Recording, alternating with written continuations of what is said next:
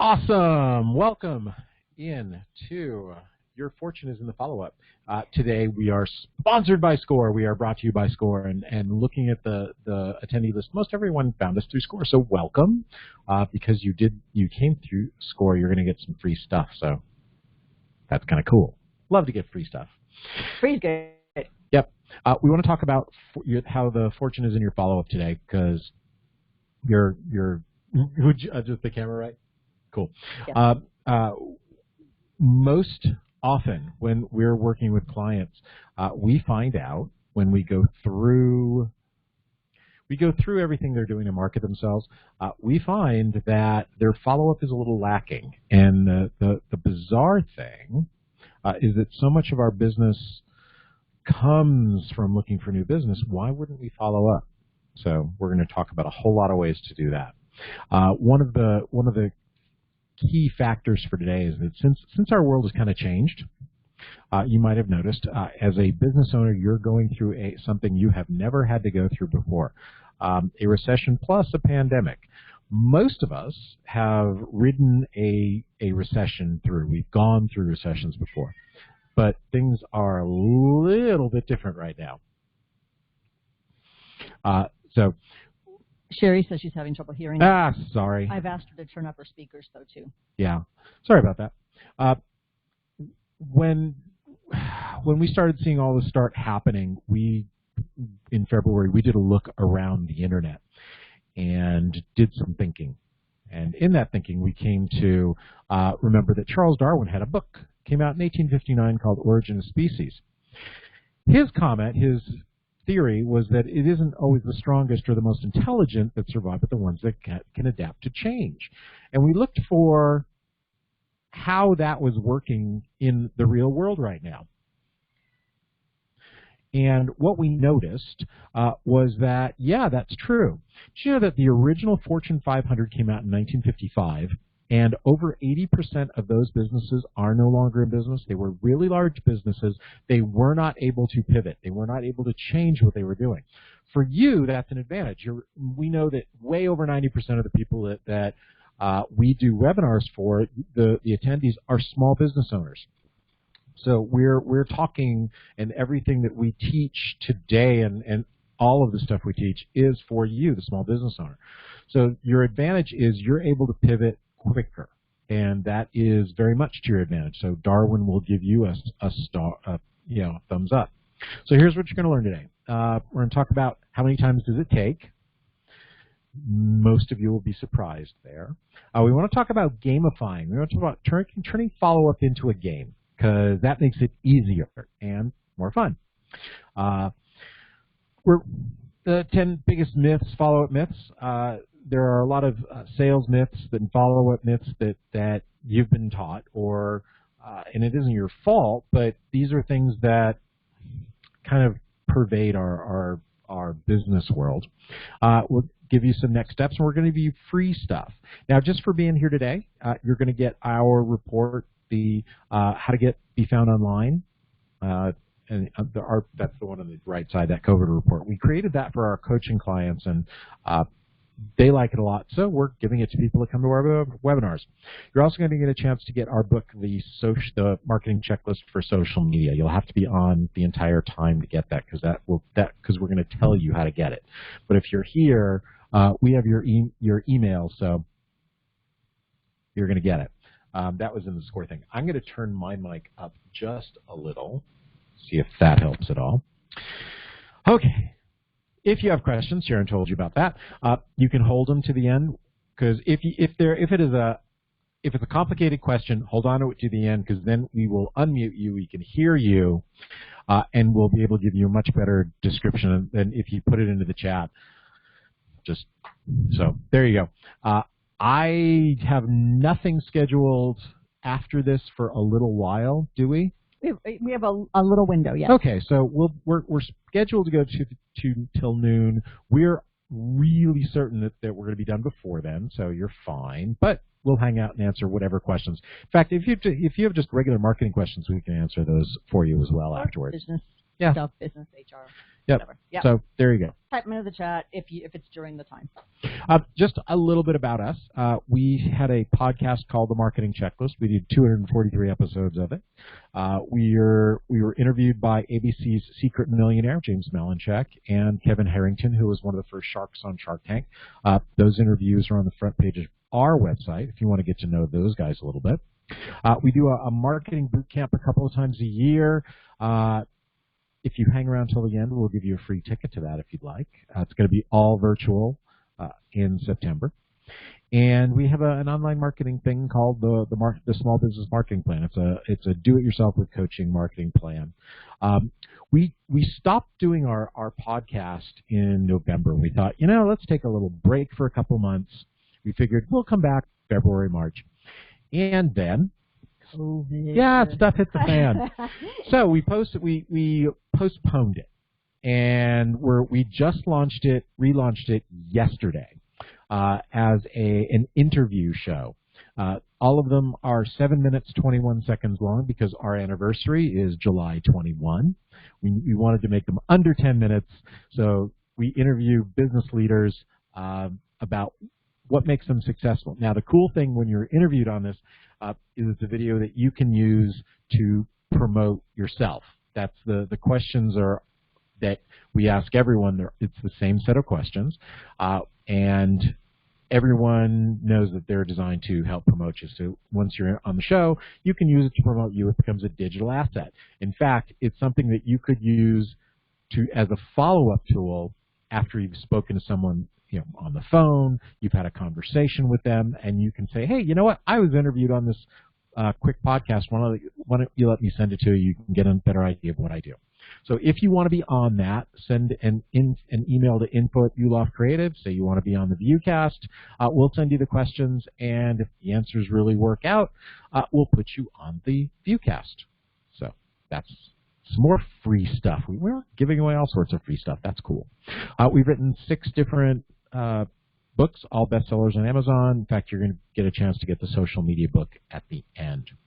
Let's talk about a few marketing basics so that your follow-up efforts become easier and more successful. If you're marketing yourself properly, the follow-up becomes easier. And yeah, that is me in the powder blue tux picking Armstrong up for her prom. Way before me. That was pre-Sharon. You want to make sure that you know who your client is, or in our words, we call our avatars, we call her Harriet. Mostly because the first one I ever created was a female avatar, and it was for the promotional product part of our business, and I named her after my grandfather, whose name was Harry, so it's Harriet. You want to know who all of your different Harriets are. We have several different avatars. We have several different Harriets that we recognize, and makes it easier for you to follow up if you know what you have to say to them.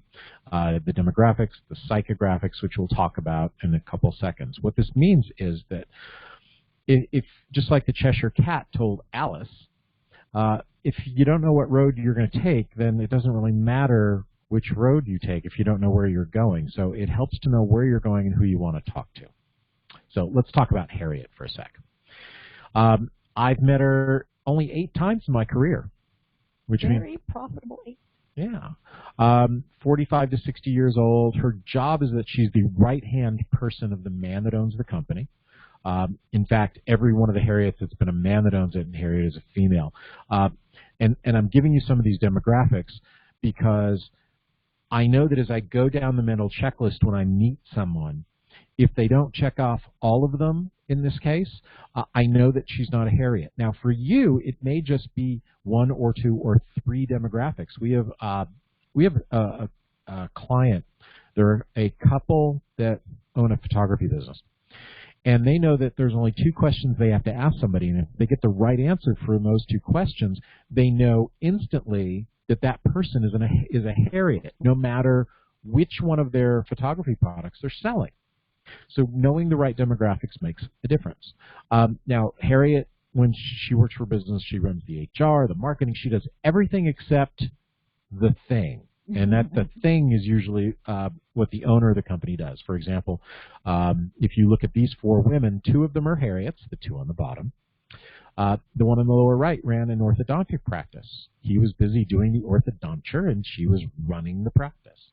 One in the lower left, she ran Time Warner Cable in, how many states was Dean in charge of? Like 8 states, yeah, he said? I think he said, yeah. So she was his right-hand person. And if you needed to get to Dean, you had to go through to Gloria.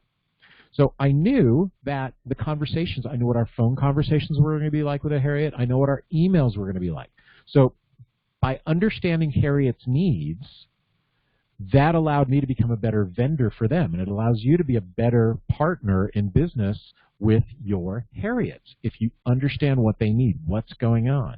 So you figure out who they are with the demographics, and you figure out how to work with them with their psychographics.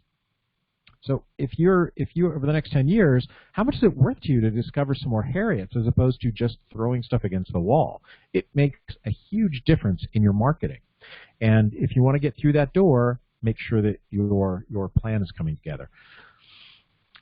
We don't create any messages, whether they're online or offline, that aren't talking to our exact target market, our Harriets. For example, if you met these 4 women and you were selling them a car, how would you do that? Right, all 4 women, we could make an argument, right? All 4 women, we're ignoring the infant, not a buying unit. They all need a car. Even if they live in a major metropolitan city, right? Maybe there's not public transportation or they don't trust it during this COVID time. So they all do need a car, and a good car salesperson is going to message differently, right? Because they all don't need a car for the same reason. They don't want the same kind of car. They don't even want the same benefits or features of a car. So the good car salesperson is going to target his message to each different Harriet, right? So same thing for you, right? All 4 of these women might benefit from your product or service, but your messaging to each one is going to be different. They're actually 4 different Harriets. Yeah, the one on the right wants the Maserati. And she'd look great in it. Absolutely. I'm thinking. Go fast and look cool. Yep, I'm thinking the royal blue one to match the jacket. I always picture red. Well, you know. Yeah. We just watched Ford versus Ferrari. That movie was really fun. So the psychographics, what is going on in our Harriets, in your Harriet's mind? People don't generally buy for logical reasons, buying for an emotional reason. And if you can take away their pain, you're going to have a much better chance at doing business with them, even more than giving them pleasure. People will run away from pleasure faster than they run away from pain faster than run toward pleasure. I was listening to myself as I spoke. I was like, wait a minute, you said the wrong thing. Here's a real-world example. We wanted to do a new trade show booth, and I'd always wanted to use Lucy from Peanuts. I wanted to use her psychiatric booth, and I wanted to make it marketing help for 5 cents instead of psychiatric help. But before we did it, we took a picture of what, a description of what we wanted to do, and we ran it past all of our different Harriets to get their opinion about using it. And universally, it was a positive thought. So we built the booth, and we know that when we're exhibiting somewhere, if we have that booth up, someone that has a very positive reaction to it, we know there's a good chance that they're a Harriet. We need to chat with that person in regards to working with them. If they don't, we want to find out if they're a trading partner. They might be a really good referral partner. But that's just one of the psychographics. It's an emotional pull that every one of our Harriets have across the spectrum. So we use that as our trade show booth. It's just one big psychographic magnet. We're pulling back a curtain there. Yeah, it's cute, but yeah. If you recognize the Lucy booth, then let us know in the chat. Just say yes or yeah. Lucy. Type in Lucy. Yeah, see that we do have to make a different sign though. I need to make the top sign go all the way across. That I think I'm gonna redo that. As I look at the picture, I think I want to redo that. So we have to make a larger one. I'll have to get on our printer for that. all the messages that we create in our follow-up are sidewalk signs. Here's how that works.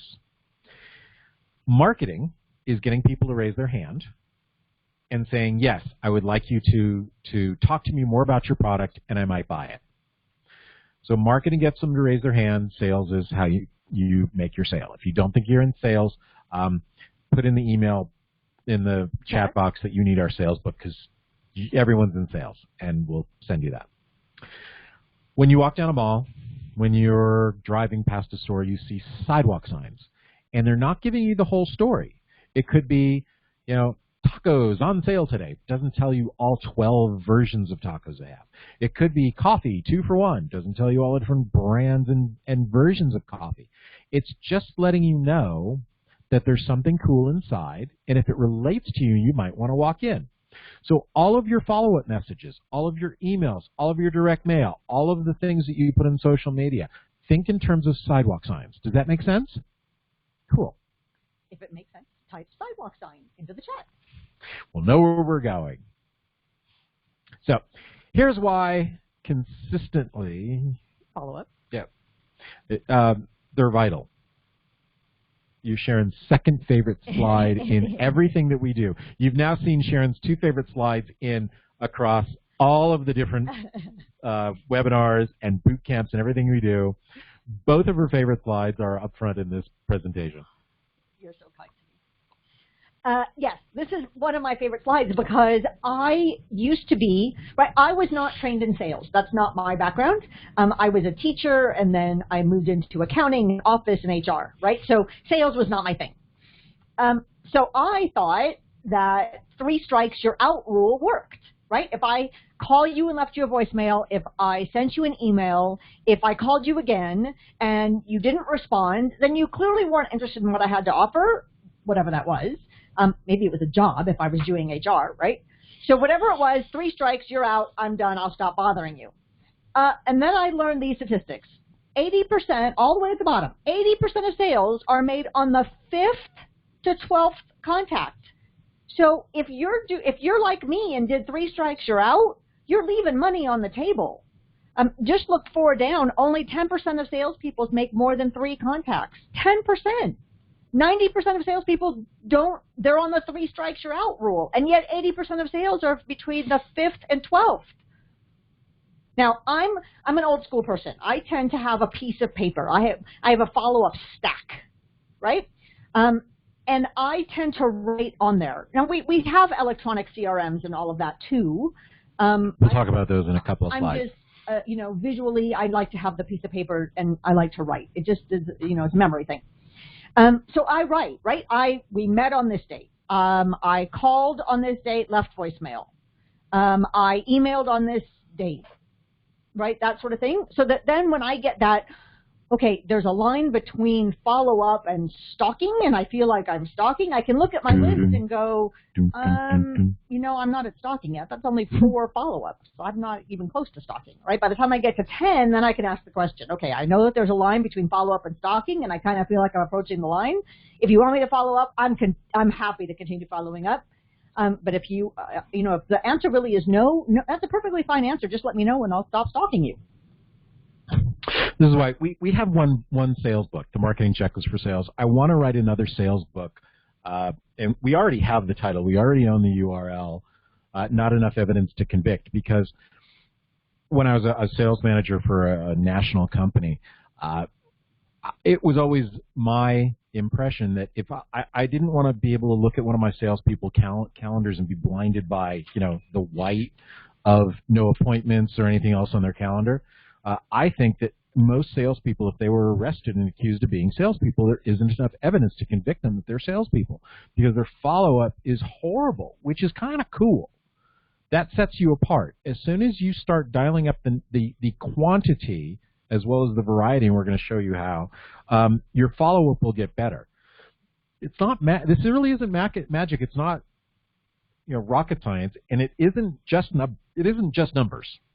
The law of large numbers plays a small part, but the great part is that most people don't even play with the numbers, and that's going to help you.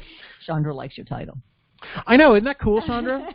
He's had it for a long time. I've owned the URL, not enough evidence to convict, for so long.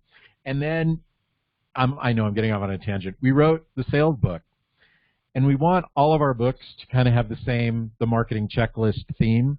So I lost the marketing checklist for sales because it's a better SEO title. But the concept of not enough evidence to convict, clearly Chandra has worked in sales or has been a sales manager, a frustrated sales manager. Couldn't it be the... Oh. Yeah, it can't be the subtitle. I'm just going to have to do a different, we're going to have to do a different sales book. Okay. So, all right. Oh, darn. No, Let's talk about just a couple of tools. Now that you know it takes between 5 and 12 touches, this is one of a couple of different forms that we give our clients. You can do this. This is really simple. 12 boxes across and the prospect's name and phone number. When you have a new prospect, you write it in the form, and then you check off, Now, we do it a little differently. We teach our clients, was it an email or phone call, or, in the box they put what it is. So this way you can visually keep track of who your prospects are. And if you have just 2 minutes, all right, who haven't I followed up with the least? All right, this one I've only followed up with them twice. Let me send them something now. Get it? Cool. So this makes it a very visual for you visual learners.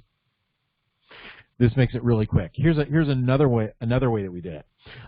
Every follow-up. Am I popping my P's, or am I just shaking the thing? I'm not on my headset. I don't want to blow out their speakers. Every one of these types of follow-ups, if you have a lot of different ways that you follow up, then you put those across the top, and then you have the business name, the phone number, and the contact. And, okay, have I sent them a follow-up email? What is your sales process? Example, we meet somebody, so we put in where we met them. Have we put them into our CRM, which we're going to talk about in a minute, which is Customer Relationship Manager. It's an electronic way of gathering all of your prospects. Have we sent them a nice to meet you email and or a nice to meet you card? We send real cards. So we go across the top. Have we done all this with them? What other information have they received? Did they request one of our books? Okay, did we send the book? Did they request, okay, I want to see all of the different things you do for business. Okay, have we sent our client services form? So all your process is different than ours.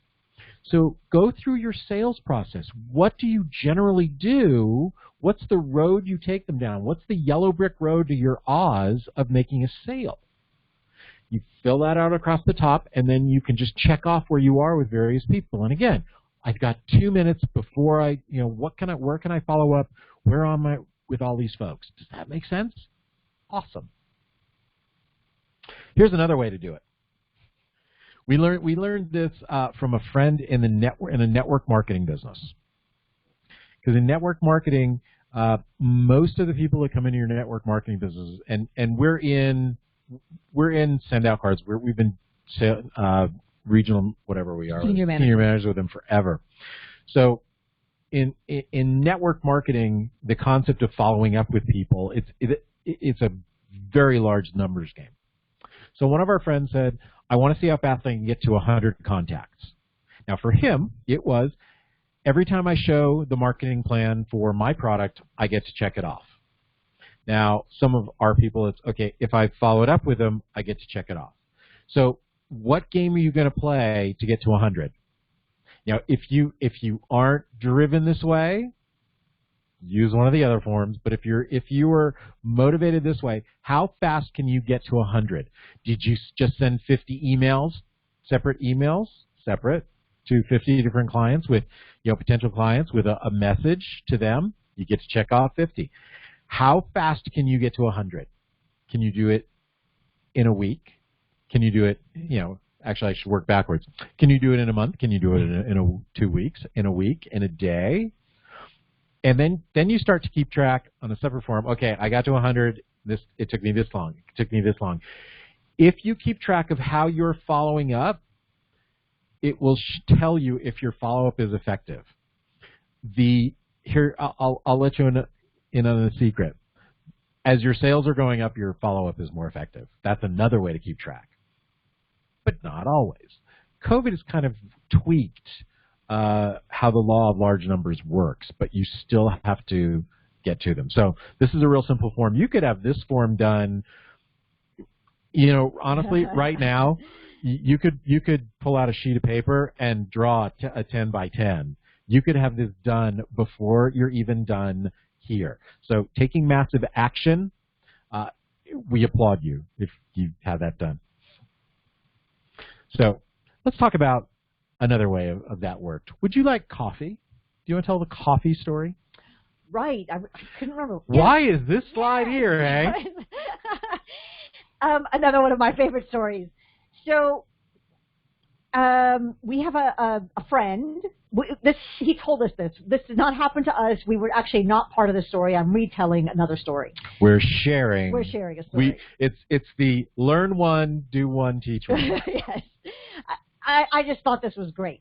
So he had a client that had a discomfort with hearing no, right? Was uncomfortable being rejected by prospects. And if you're on this webinar, you might have that as well. Right. And it's perfectly okay. It's normal. But we're going to try and give you a paradigm shift, a little bit of a mind shift, okay? So he invited his client to join him for coffee at a coffee shop. And he showed up a few minutes early, chose the booth, right? Obviously, this is way pre-COVID. Yeah. And by the way, this picture you're seeing was us. Last year, we went to London for the Red Sox Yankee series and to visit Sharon's sister. Not necessarily in that order. And it happened to be my birthday, so we went to Harrods for my birthday. So that's where this is. It was our waiter at Harrods having ice more cream. than coffee. Yeah, I know. So our friend went to the coffee shop. He went and found the booth. He went and found the waiter, and he tipped the waiter extra and gave him an instruction. And I'll come back around to that. His friend showed up. His client showed up. They sat down at the booth, and the waiter came back and said, "Hey, would you like some coffee?" Right? And then, no thanks. Again, a few minutes later, I said, "Would you like a refill?" No thanks. And again, a few minutes later. No. And again, right? They were there for quite some time. And finally, at some point, the client said, "Well, yes, actually, I'm ready for a refill." And the waiter refilled it and left. And at that point, our friend said, "Time out, teaching moment." Here's what happened. I came in early. I met with the waiter. He came back frequently and asked you if you wanted coffee. And many times you said no. It wasn't until you were ready that you said, "Yes, I'd actually like a refill." Do you think that he went into the kitchen every time you said no and cried? No, he said no. He didn't want coffee. Okay, on to the next table and asked them. And, some people wanted a refill. Some people weren't. Came back around. Would you like a refill? Right? Same thing for us. Same thing for you and your prospects. Right?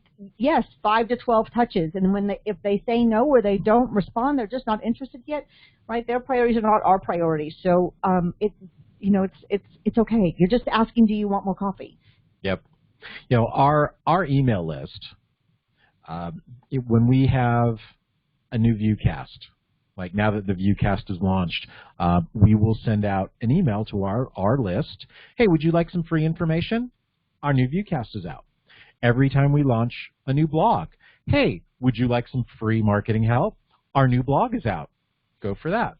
When we're doing a webinar, we send out an email to our list. Hey, would you like some free help? We're doing a webinar. This Saturday, we're doing in preparation for our 3-day boot camp in September, we're doing a 1-day boot camp because we're taking an in-person event. Normally, we're seeing you, get to see your eyes, and right now we can't. So we're changing our boot camp to be more effective this way. So last month, and have we done it?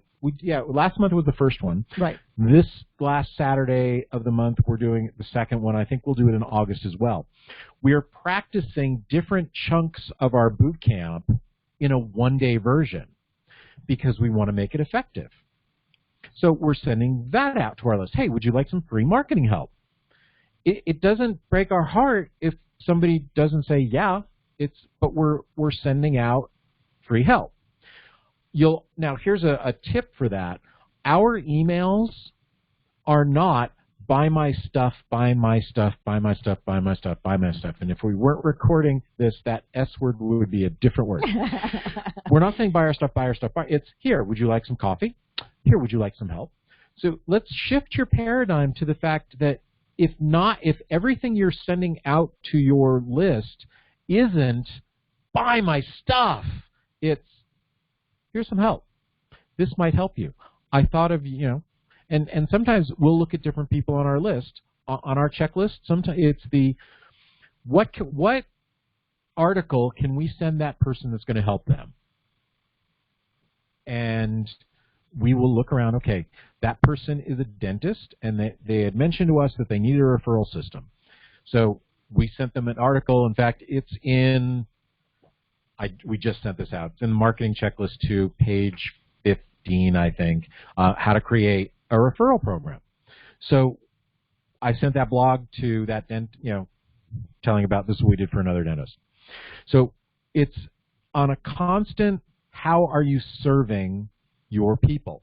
Imagine, if you will, and I got this from James Melanchek. If you're sitting down, like I was sitting down at Harrods, I had a napkin. And every time I got some ice cream in the wrong place, I had to wipe my face. I picked my napkin this way, and I'm holding it this way so I don't drop it over my Red Sox t-shirt. But the waiter has his napkin over his arm. He's just trying to serve. So if we picture ourselves in the service mode as opposed to the glutton for punishment mode, it'll make your follow-up a far more effective tool. Have you get the idea of shifting your paradigm where you're there to serve? Say yes in the comments so we know we're on the right place. Now we can move on. All right. What's the most essential follow-up tool? So if this looks familiar, this is what 3/4 of the people do for their follow-up system. It's called rubber band marketing. I have been guilty of it, just so you know. This picture is of business cards that I was collecting. So I've been there. We learned a different system. But I want you to know, been there, done that. Maybe you prefer binder clips. Yeah. Sharon prefers binder clips. Now this will be, you exhibited at a trade show, and here's the stack of cards of everybody that came to your trade show booth. You went to a chamber networking thing, and here are all the people that were at that event. You did something. You were at some event, and they all have their individual rubber bands, right? Here's the challenge. Those rubber band boxes, stacks are on your desk, and honestly, we don't make enough time to do the follow-up because we're not using any of the systems we've talked about yet or any things we're about to. So you've got this, right? We need to stop putting them in the rubber bands. And here's one of the most effective ways of doing this. By the way, I'm not sure if it's in here. If we don't I want to write down, I want to send them the rubber band. I put it in the chat. Okay. If you go to Rubber Band Marketing, we have a whole free gift package for you. These are instead of the rubber bands, the business cards are more effective if they go into your CRM system, a customer relationship manager. This is an online tool. There are hundreds of them, literally hundreds of them.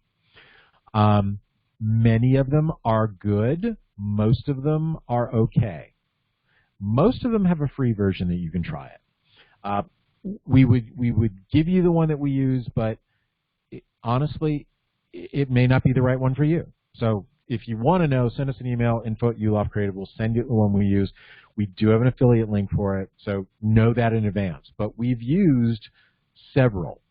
I'd rather actually have a conversation with you and find out what you plan on using it for and how you want to use it. So we've tried many, and there are many more coming online all the time. I'd rather be able to point you in the right direction than just tell you which one we're using, which may not be right for you. Yeah, we used to use a really expensive one. They're preeminent in in the world. Yeah. They're very expensive and they're very difficult to use. So difficult that you have to have 5 one-hour sessions with their training person to learn how to use it before they turn you loose. A good CRM should not be that way. A good CRM should allow you to organize your leads with several different bits of information.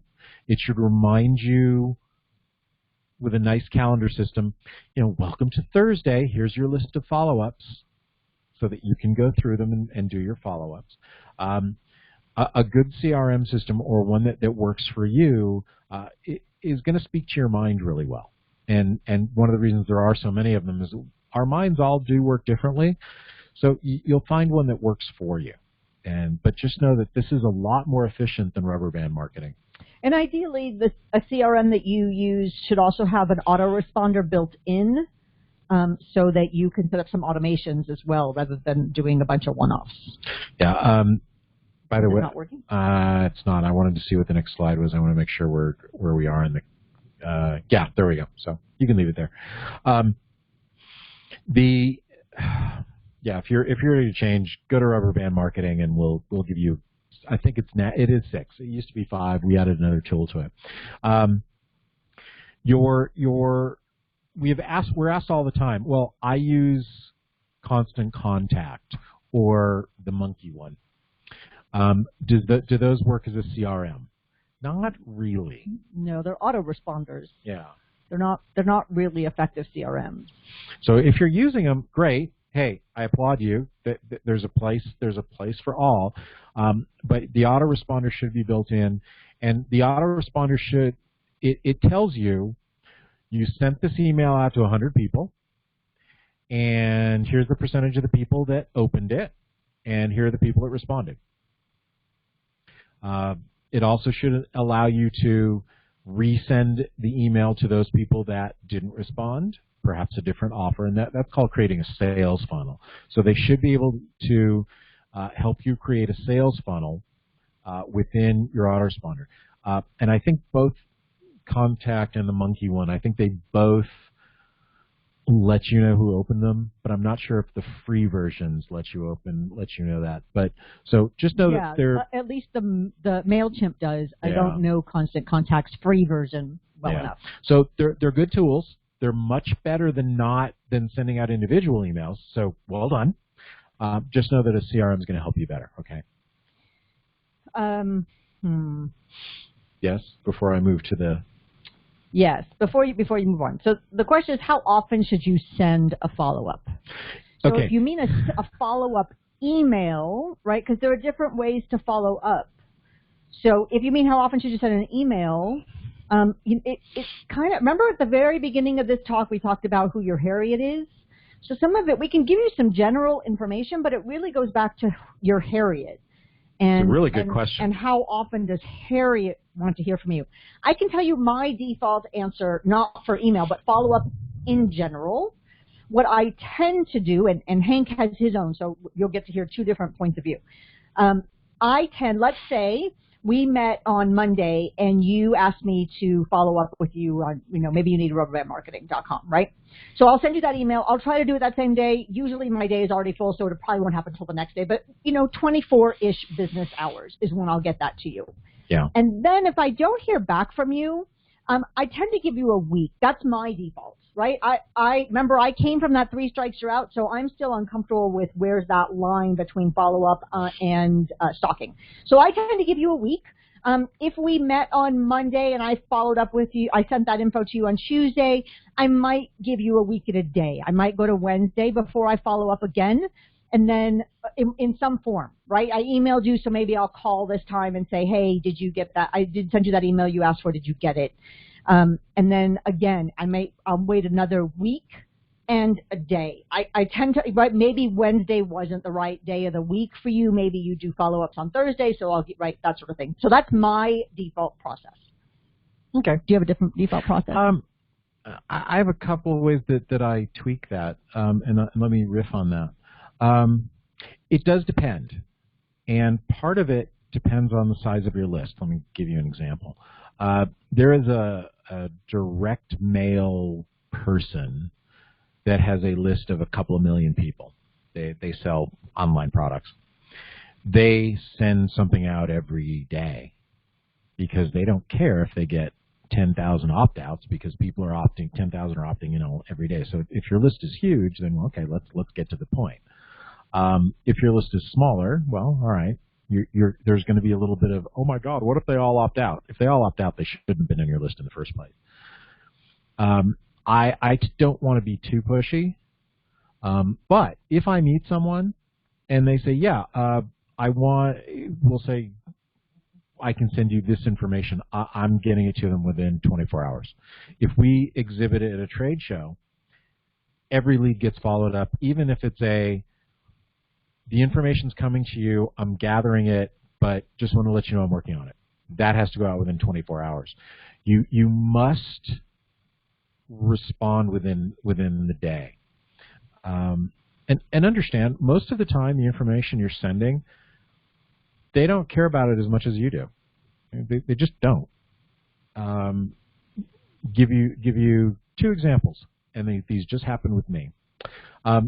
Someone sent me a random message. Now, I know her. She sent me a random message. Do you want more leads? Da, da, da, da. It was a stock message. It was through my Facebook Messenger.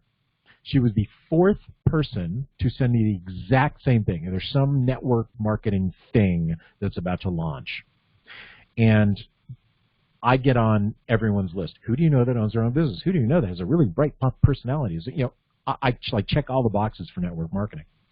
So since I liked her, we had been in events before. She's a really nice person. I said, I've gotten this 4 times. Not one of you stopped to ask me what my needs were in advance. So she sent me back a message asking me, so what do you need? I said, okay, I'll play. So she sent me the info. I said, great, send me the info. We've been kind of busy in the last week. We've been really busy. We had 2 new clients we had to onboard. We've been really busy. Plus our anniversary was yesterday, and we always take our anniversary off. So I haven't looked at her stuff yet. I'm going to. I know it might be interesting, but it's more important to her than me. So that's one, and it's there. The other, I was in a Facebook group for promotional product people. It's a private group, and one of the factories that made a comment, hey, here's this really cool product to carry a logo, and I sent him a message through Facebook in the comments, hey, here's my email, send me some information about that. It was in my email box this morning. So I put that information within my email. I filed it because I don't need it right now, but I know I'm going to need it. So how often should he follow up? It doesn't really matter if I'm not selling that factory's product at the moment, if I'm not putting their logo on that thing at the moment. It doesn't really matter. It's kind of nice. But if that were the case, if you're something they might need soon, and soon can vary, it's going to vary. You don't want to be a pest. Like the people that email me every day, I've started to have a internal discussion that some of those people are going to get opted out from. It sort of depends.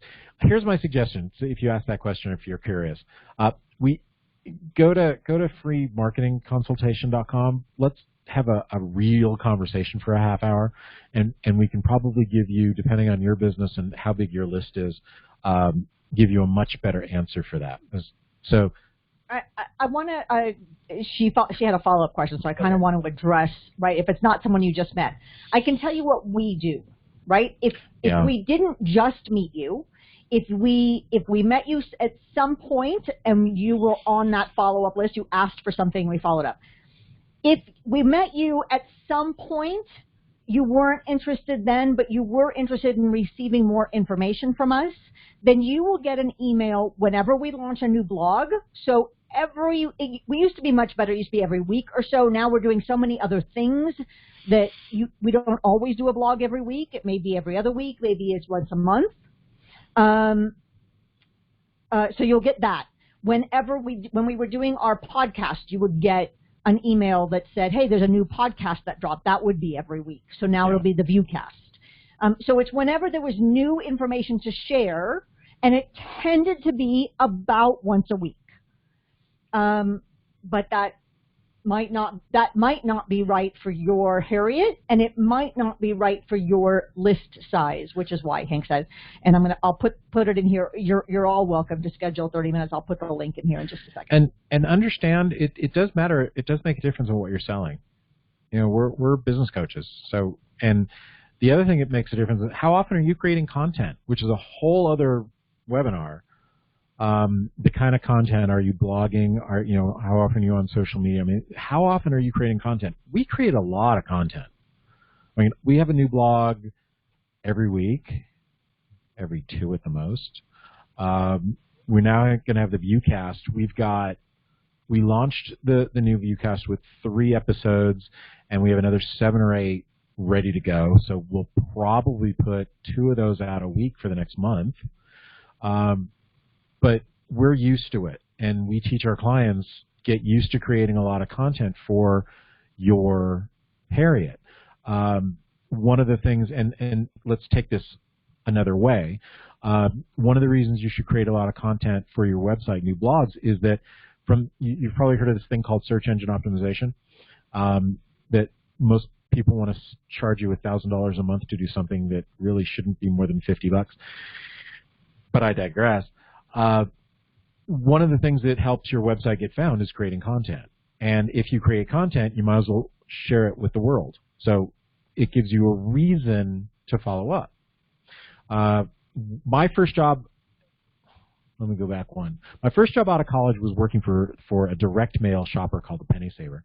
And I was given a 2 zip code area, and my job was to get as many of the businesses in that area to advertise in this weekly shopper. So I would have my list. I would drop off the books to, to all of these people every week. It was just my sticking my nose in the door. Now, I had no real choice in the matter. I only had 2 zip codes. And I was limited, so I might as well be a little bit of a pest. I was also 24, and I had not been, been abused.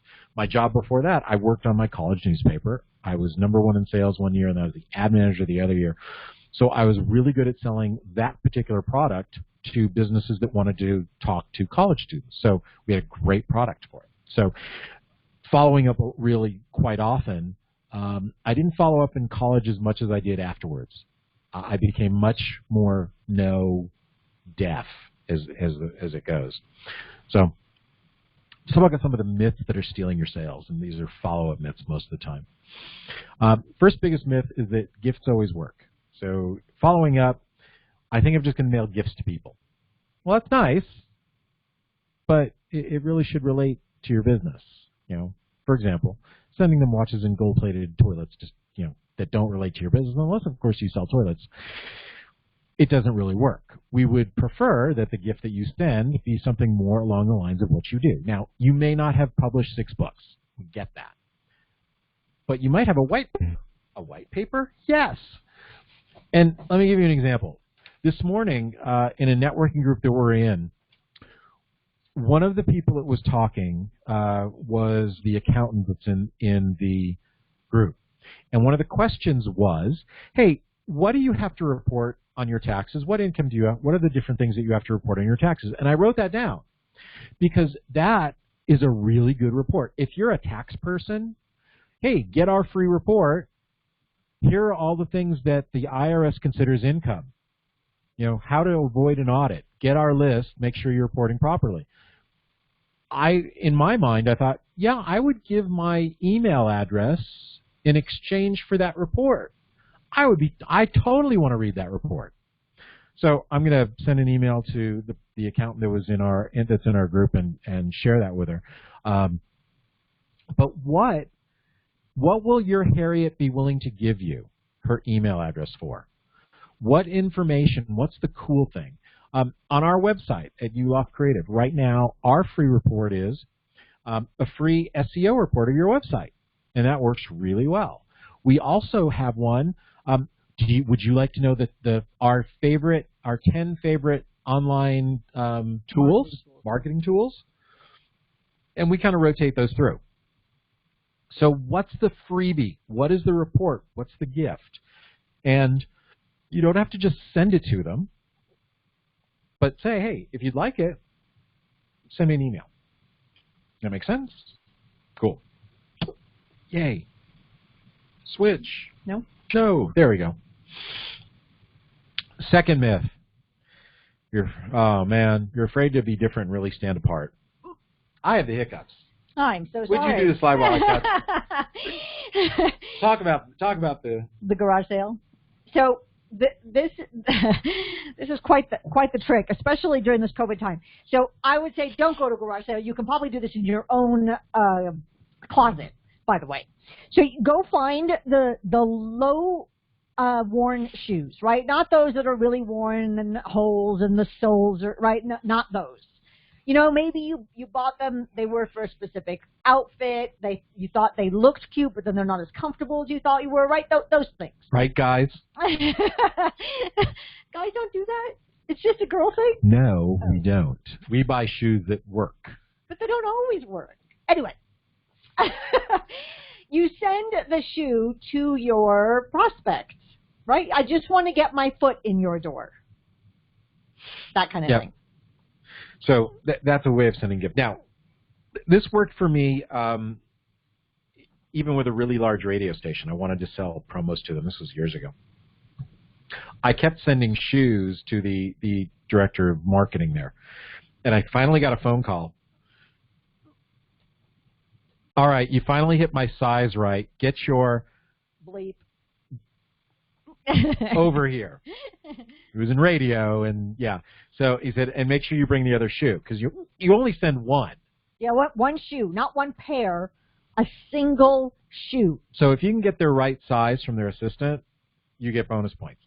And this is why we say go to the garage sale, because if somebody's selling a whole bunch of shoes, they look, I'll give you $5 for 20 pairs. Okay. So now you got something really inexpensive. You put them in a box and you send it out. But yeah, find the newer they are, the better that will work. Doggone it, this hiccup is just annoying me. So get your foot in their door. This is a more effective thing than you would realize, and it's just kind of fun. Number 3, if you're working remotely, you should always be closing. No. We talked about that a little bit. How we don't always we're not big closers. We are not heavy hard closers. We'll make an offering. If this speaks to you, then great. If it's not, then that's okay. It works best for us. One of the tools that we started using again, I want to give you this is a direct mail letter. This is called the blah blah letter. I got this from someone that helps people write and publish their first book. And I got on his list somehow, and he sent it to me, and I read it. I thought, well, this is brilliant. I called him.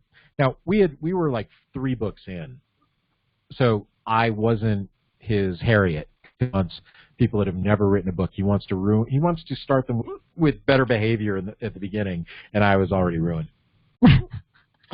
So I said, it's totally fine. We ended up with a wonderful conversation. I praised him on the blah blah letter, and I asked him. I said, "Can I talk to people about this? Can I show?" He said, "Yes. Just take my name off it." So I can't tell you who he is, because I don't really know why, but because it would have given him promo. So most of the time, you've been taught to write a sales letter, prose. What you really want to do is give them like 6 or 7 bullet points, right? So on the blah blah letter, that's all you're doing. Blah blah blah. Hi, my name is blah blah blah blah. My company does this, and we want to send you some free stuff. Blah blah blah blah blah blah blah blah blah blah blah. Talked about our experience. Blah blah blah. Want to introduce myself and 3 free gifts, and here's my phone number. Now on the back, we explain it a little bit more, but this is the blah blah letter. You don't have to be a really great writer to send a direct mail piece to your targets. You just have to have several really good bullet points that are going to attract Harriet's attention. Make sense? Cool. Still not? No. Let's go get the new one. Yeah, that's why I gave it to you. I know. This is another follow-up piece that we use. Every time somebody has ordered a promo product, the postcard on the left, and the one on the right is one that one of our clients sends out. They're drain cleaners. Best drain cleaner in Los Angeles, thedrainco.com. This is a follow-up letter that they send. Now, how you write these can make a difference. If you really want information, great. If you would like it to generate more referrals, you can write it slightly different. So follow-ups are always important. If you're selling a product and a service, you should be following up with people. Number 4, social media. Yeah, I talk for a living. I'm going crazy here. Social media. Hiccups and biting my tongue. It's not your silver bullet. Well, here, you can do this. Thanks. Social media. Since I can't do both. Doggone it. Don't laugh at me. Yes, Joaquin. I'll get to you. I can't talk and read at the same time. It just doesn't work. So social media is not your silver bullet. Honestly, there is not one marketing tool. There is not one follow-up tool that is your silver bullet for everything. There just isn't. I wish I could tell you that there is. This is the one thing, because things fail, right? Even if social media were your one thing, right? Oh my goodness, I do awesome on Instagram. I don't know, as an example, right? God forbid the power goes out, right? Now you can't post to Instagram. And it doesn't have to be your power. And you don't have anything else, right? That's your one thing. So we don't advise that you rely on any one thing as your silver bullet. Joaquin, okay, so some sales managers love to add text and more text, fancy words that sometimes only make the important idea to get lost. Yes. That's why the blah blah letter works really well. Exactly. Totally understand. And understand, Joaquin, I've written some of those letters. So let's see. Oh, let's see if it works. Go ahead and advance one. Okay. Technical challenges beyond our control. So many of our clients, when they come to us and they want some help with social media, they are a bit overwhelmed by all of the different social media channels, and there are more and more, right, coming online. So they don't know where to start. So what we say is, remember way back at the beginning of this webinar, we talked about Harriet? We refer to Harriet a lot. So where is Harriet? What's her favorite social media channel? That's where to start. Not necessarily your favorite. I mean, it may be the same, which is awesome when they align, right? That's fabulous. But if it's not the same, that's where we would recommend that you invest your time. Where is Harriet spending most of her time? Now, if you're really confused, then right now, today, we would say your Harriet's probably on Facebook. Even if she tells you she's not, somebody is at home is on Facebook and she's looking over their shoulder. So we would say Facebook. If your ideal client, your Harriet, is a professional, then we would say add LinkedIn. Professionals are on LinkedIn to do business. They are not on LinkedIn instead of Facebook. It's in addition to Facebook. They tend to be on Facebook to follow up with friends and family, grandkids, kids, that sort of thing. But they do the business stuff on LinkedIn. So if your Harriet is a professional, then we would recommend that you add LinkedIn. Right, as an example. Makes sense. And what do you do? Yes, share your testimonials, your video testimonials, share them on social media. Refer your clients and your Harriets, right? If you want referrals, refer. It is not a one-for-one. We can't promise you that if you refer Jane, Jane will refer you. What we can say is if you're referring, the universe tends to help others refer you as well.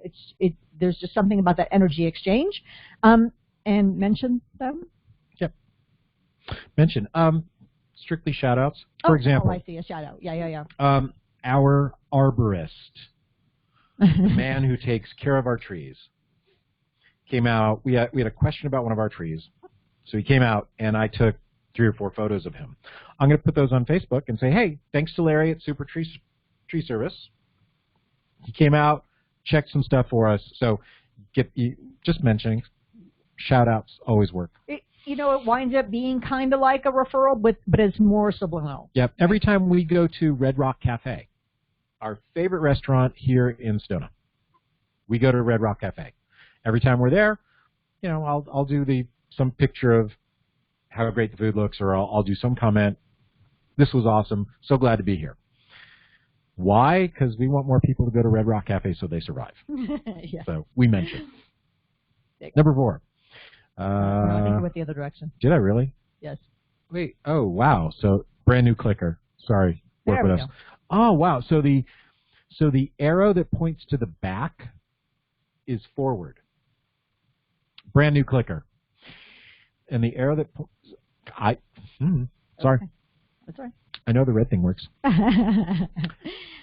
You can sell everyone. Yeah, everyone. Yes.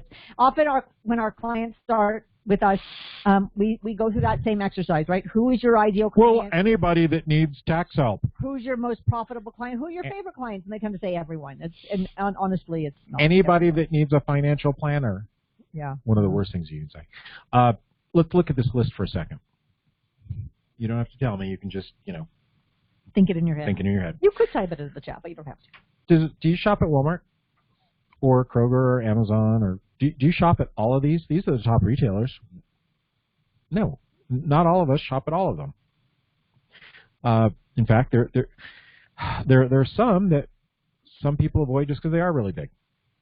So if we're not all going to McDonald's, then I mean, why should we think that everyone does? Now, by the way, Amazon is there because they're the only one that was a non-brick and mortar. In fact, I don't think I have there's a slide that goes with us in our boot camp where we talk about this more. In 2015, they were the first one to crack the top 10. But isn't it amazing how much play Amazon gets in the media? And yeah, they're number 3, but they're like 20% on Walmart. And there are all these other companies that are really large. It's just that they're easy to talk about. So if all of these people aren't getting all of our business, then we don't really have to worry about it. Not everyone is your customer. In fact, let's see. The quote that I like using is that 99.999% of the people in the world don't want to write you a check, and that's fine. Because that 0.001 will still make you quite a bit of money no matter what you do. The more that you can niche down who your client is, who your Harriet is, the more you can charge for what you do because you become the specialist. I had a root canal needed, and my dentist said, "Oh no, I don't do root canals," and sent me to an endodontist. The endodontist looked at it and said, "Oh no." What do you mean, "Oh no"? I can't do that one. So he sent me to another person that was even more specialized. So the more specialized you can be, the better it is. We hear a lot of coaches say, I work with small to medium-sized businesses. And small to medium-sized is a cliche. We work with small business owners. We don't work with medium-sized businesses. We want small business owners. That is our sweet spot. 1 to 40 employees, doesn't matter the revenue. The service that they do or a product, that doesn't matter. It's that they're a small business owner, 1 or 2 people that run the company. We know our sweet spot. We know where to play. You should be able to narrow that down. Number 6, generic emails, the numbers game. We talked about this. Yeah. Sending random emails to a whole lot of people that aren't your Harriet just pisses people off.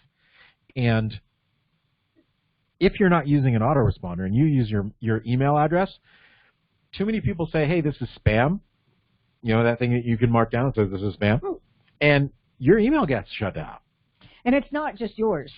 So, for example, if I sent all of you an email from my regular, right, Sharon at uloffcreative.com, from my regular email, and a handful of you, rather than hit reply and say, please stop sending me emails, instead you marked it as spam, we would get blacklisted. But it's not just my email that gets blacklisted. Hank at uloffcreative.com also couldn't send emails because those would also get blacklisted. And I've been typing into the chat, send us an email to info@, we would have a problem with that one as well. So it is possible to get yourself unblacklisted, but we think that you have better things to do with your time than trying to fight with your internet service provider to get yourself unblacklisted. So just don't do it. Use an autoresponder. Which means get a CRM. And right, we can, like I said, we can talk about that on your free marketing consultation call. Yeah, I've been through so many seminars where they just say it's a numbers game. It's like I always want to raise my hand and say, "Are you kidding me?" You know, the law of large numbers is nice, but make it the law of large numbers of the right people. Right. Yes. And that's usually what they forget to tell you. Right. You know, just the law of large numbers just doesn't work. You know, if we sent out just to 1,000 email addresses, how many of those people are business owners? You know, how many people are we just pissing off? You don't want to be known for that. Nope. You know, in fact, this is an email that I get constantly. It comes from various different places. We can do all this SEO stuff for you, and they give you this list of all these things that they theoretically can do. Most of which your website can do automatically, or if you do a few easy steps, all of that's useless. They're trying to baffle you with fill in the last word. I get this email almost every day. Yes. And they keep changing email addresses, and it's, so I play the game. I blacklist a new email address. But do you think there's any chance, even if I decided I wanted to use an SEO person, that I'm going to keep going to that person just keeps, they didn't opt me in. They didn't ask in the first place. And most of these they clearly don't actually know who we are. They send emails to the wrong entity that gets auto-forwarded, and they actually didn't do any research. They actually have no idea who we are and what we do, and they're not offering us something that's actually a value and targeted, which is what you should be doing as well. Right? Sales 101. Someone sends you a question or asks you a question. If you don't know the answer, say, you know what? I don't know the answer. Let me get that information for you. Making up an answer as you go doesn't work. Quite often I'll have some. There's a cat behind me messing around. It's okay. It's Tessie. Don't worry about it. You know what she knocked over? I do. Oh. She knocked over a Red Sox street sign. Okay, as long as you know what it is, I have to go look. Yeah, no big deal. Anyway, quite often somebody will ask a question that has to do with online marketing, or sometimes it could be, have you ever heard of the CRM? I look at Sharon and say, have we? Because Sharon knows way more about CRMs than I do. Usually, but not always. There are times when I have to go look it up. No, I haven't heard of that one. I'm going to go look it up because now I want to know about this new CRM that I hadn't heard of.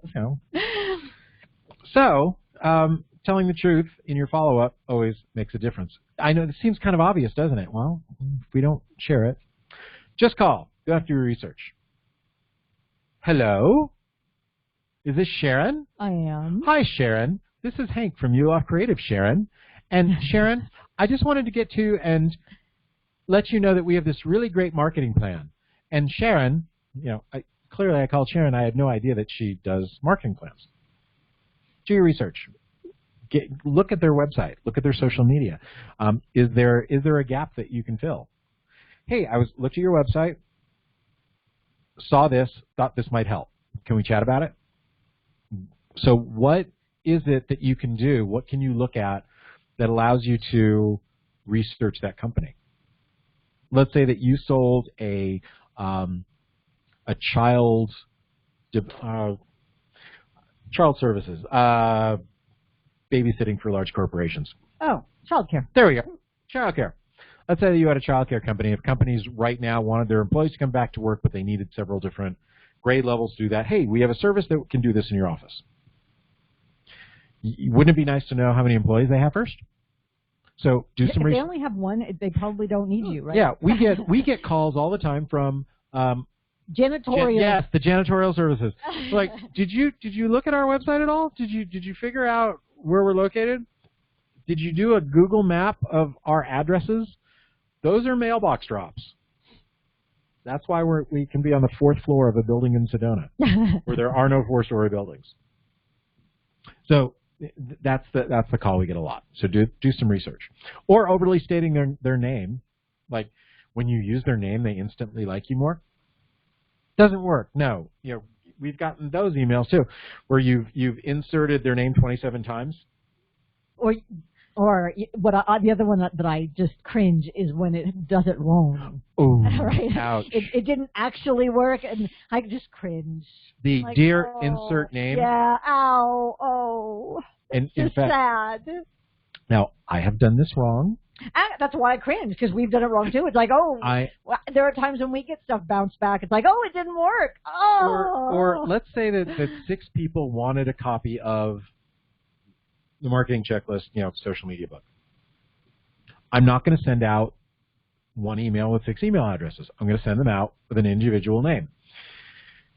What if, after I sent it out to Jan, I didn't change from Jan to Phyllis, and Phyllis got the one that said Jan? I've made that mistake, so you have to pay attention. Which is why an autoresponder works. Yeah. An autoresponder would not make that mistake, by the way. Yeah.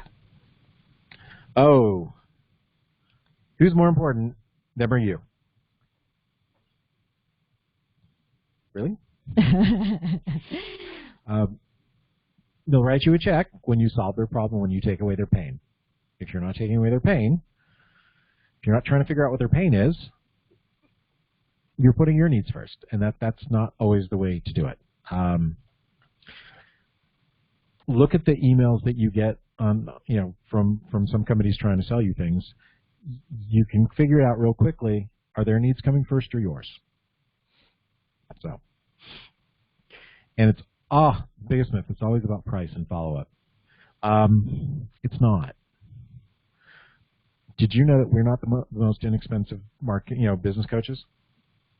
We're not. We're not the most expensive by any stretch, but we're not the least expensive business coaches. We're priced appropriately, and you want to be priced appropriately.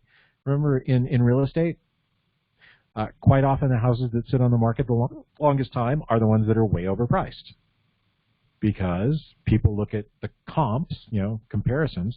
So, well, why would I buy that house if all things being equal?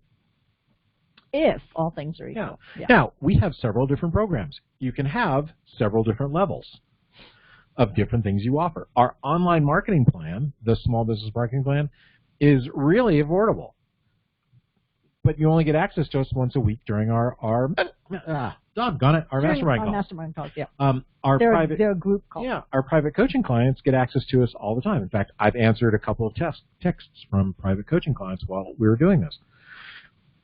So pricing the appropriate product that you have appropriately, the right product with the right price, makes a big difference. It's really not about price. It's really about value. Yep. Right? Are you showing the right value for the amount that you're asking for that investment? Something to bring up here. Well, what if they ask for a discount? Did we just put this blog up that talks about ways to get? I honestly don't remember. I don't remember if this one has gone out. We just wrote a blog. Send us an email, info@Yuloff Creative, or go to our blog at Yuloff Creative, and say you want the blog on value added, because we just did this blog.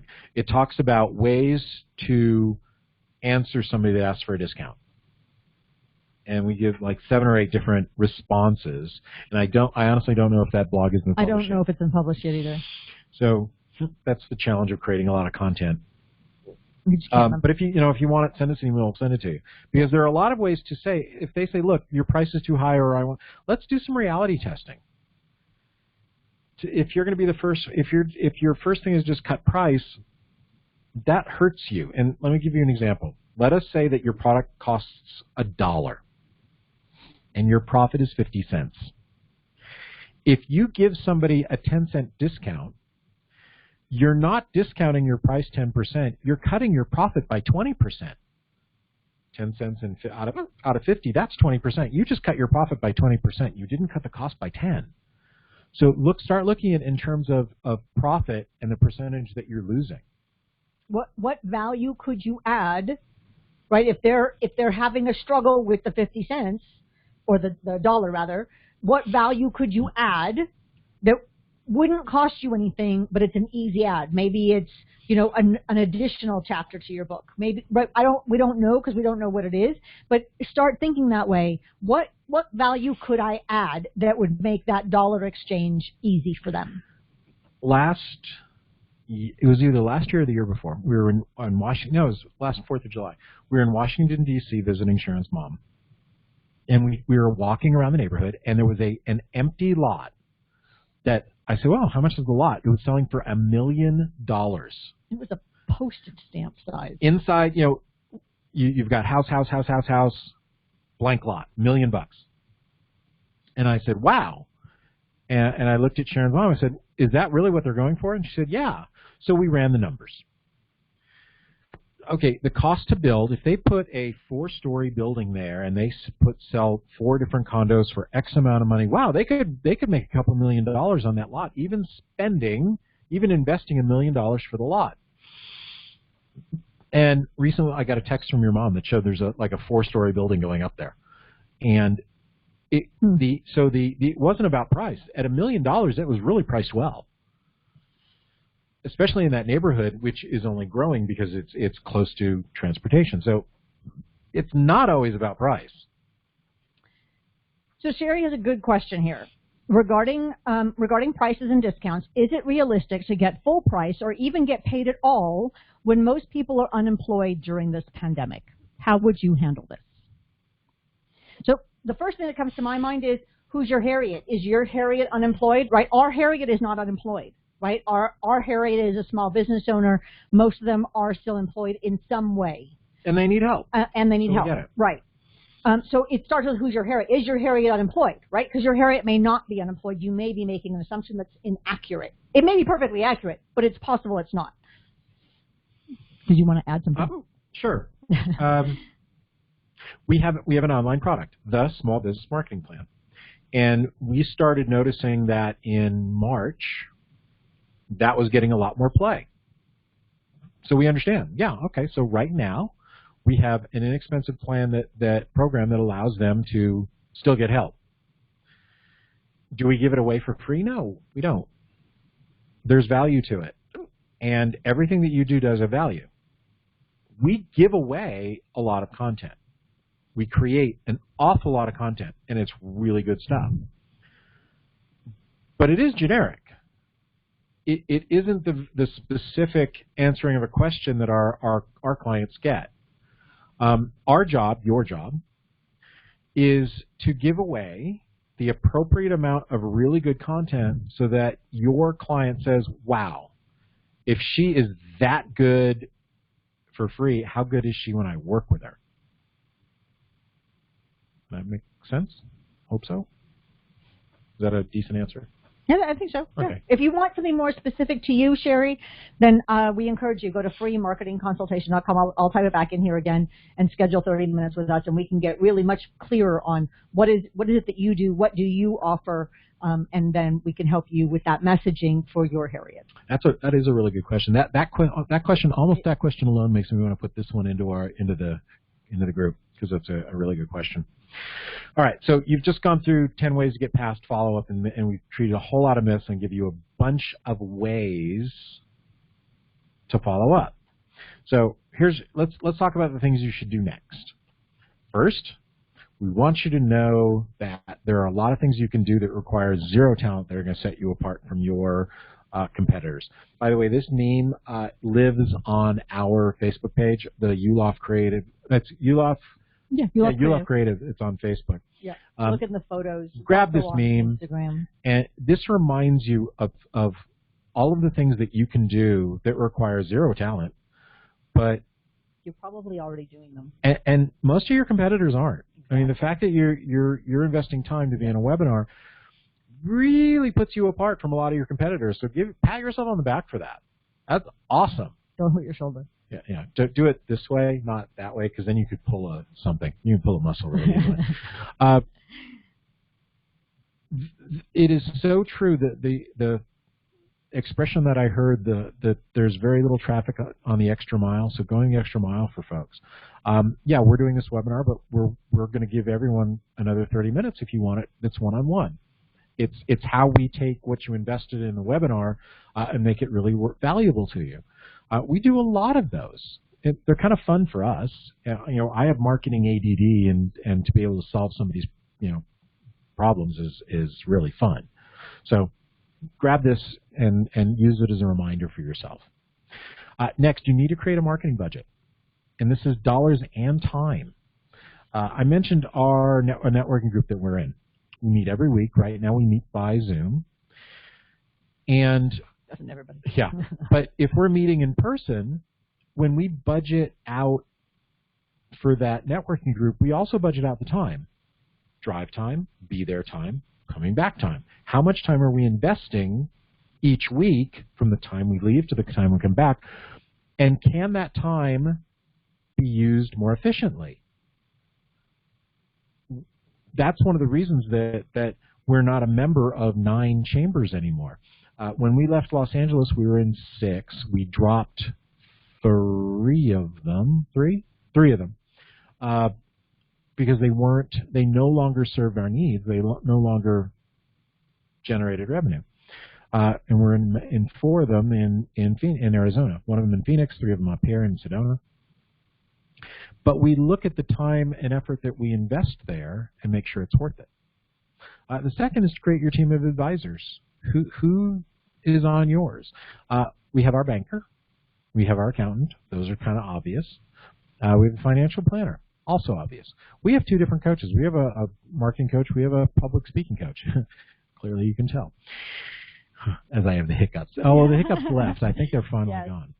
We get a lot of coaching. We have a couple of clients on our advisory team. We have a couple of people that we just really think they're great business people, and they're on our advisory team. Ask for help. It helps. You know, our business would not be where it is if we didn't have a team of advisors. My mom used to be on our team of advisors till she passed away. You know, she was one of my favorite advisors. In fact, it was because of her that I ended up starting my own business. Go to seminars, get coaching, do that. Get really proficient at the tools you're using. On your cell device, on your portable device, did you know that within every platform there is a way of doing a live? Facebook Live, LinkedIn, whatever they call their live. Yeah. There's also a camera. There's also a way of shooting video. You have to get really good at shooting video. Come to our boot camp, we're going to give you a free ticket. We'll talk about that a lot more. We'll get you really good at it. But you have to get very good at that. You have to get very good at creating the sales funnel that's going to bring people from your social media sites to your website. That is the whole job of social media, is to get them off of your social media to your website, because that's where you do the selling. So get really good at all of the things that you need to follow up. Get really good at blocking time to follow up. When's the best time to do that? Could be in the morning, could be in the afternoon. It could vary for you. For example, and here's an example. If you sell something to restaurants, between 11 and 2 is the wrong time to go into any restaurant and talk to them. Or call them. Yeah. They're busy. They don't want to talk to you. You know, anytime that just before eating hours. Okay, so that leaves from like 2 to 4. Yeah, that's when you get to talk to them, because then they're prepping for dinner. So even during this time. Yeah, know what your Harriets, know their needs. Okay, we want you to look at your notes, because you were taking notes. If you went to this webinar, you're probably going to other SCORE webinars, or if you want to come to some of ours. Did you put that in there? Oh, I didn't hear. We do a bunch of them. We do like 12 every month. Not all of them are for SCORE, so you're not going to see them if you're on their email list. It's yourmarketingadvisor.com. At the seminars you're going to, go through your notes. Sharon and I are in a couple of different mastermind groups, and at the end of the mastermind sessions, that are usually a couple days long, we each go through our notes together, and we make a list of what are the most 12 important things.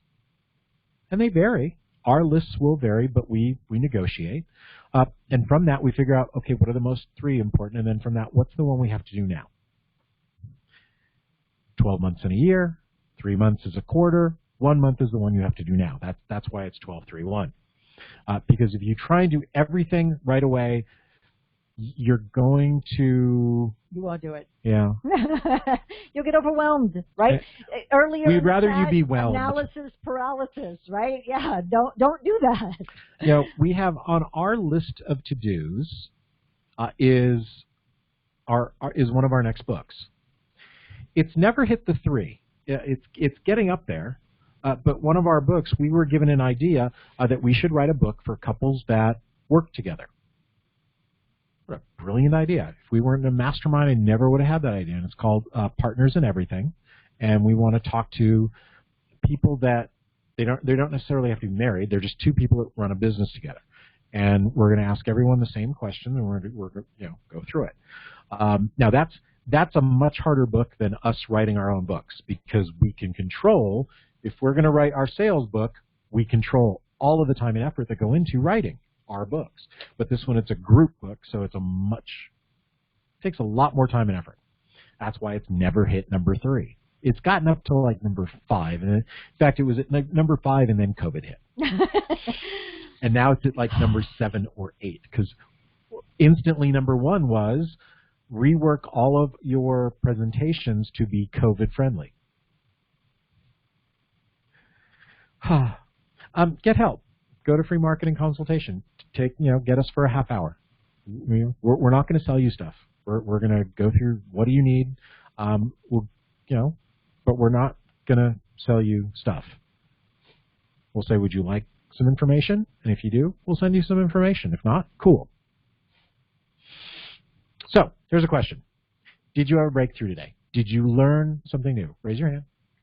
Type breakthrough in the chat. Cool. Good job. And if you want more, here's what you do. There's 3 things. You go to free marketing consultation, and when you do that, you're going to get 30 minutes, plus you're going to get our social media book. You're already, because you registered for this, we're already going to send you the COVID report. We promised that in the when you signed up. You're going to get that. Congrats. Cool. You'll like it.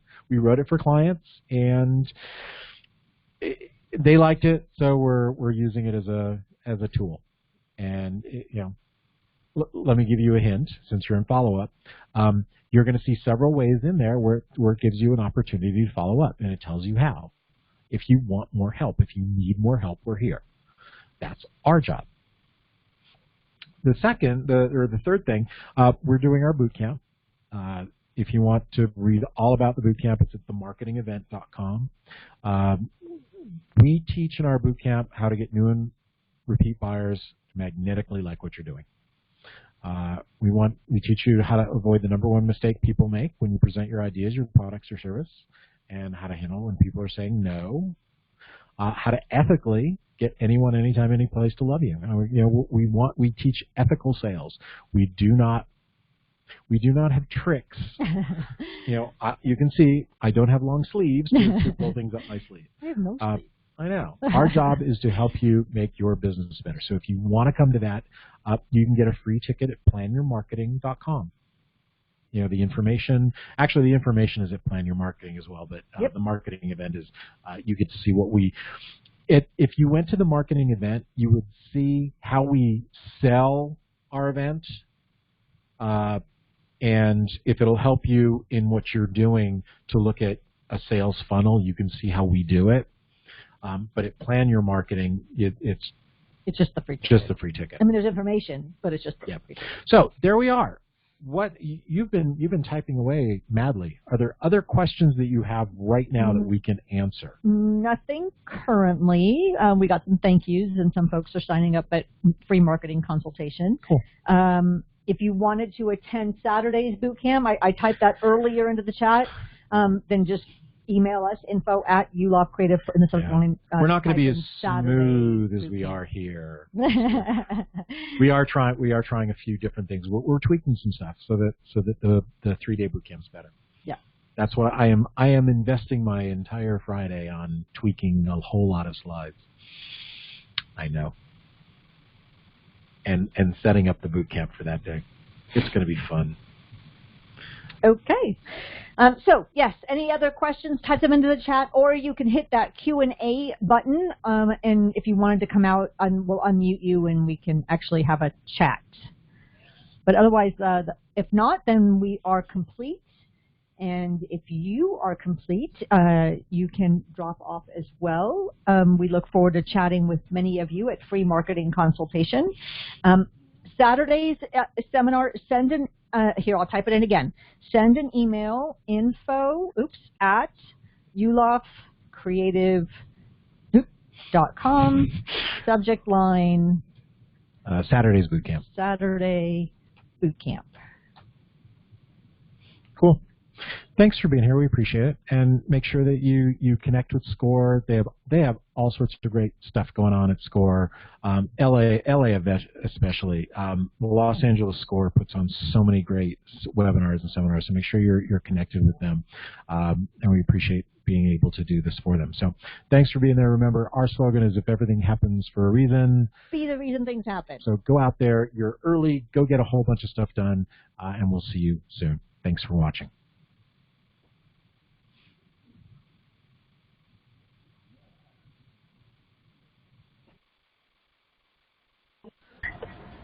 Break for that.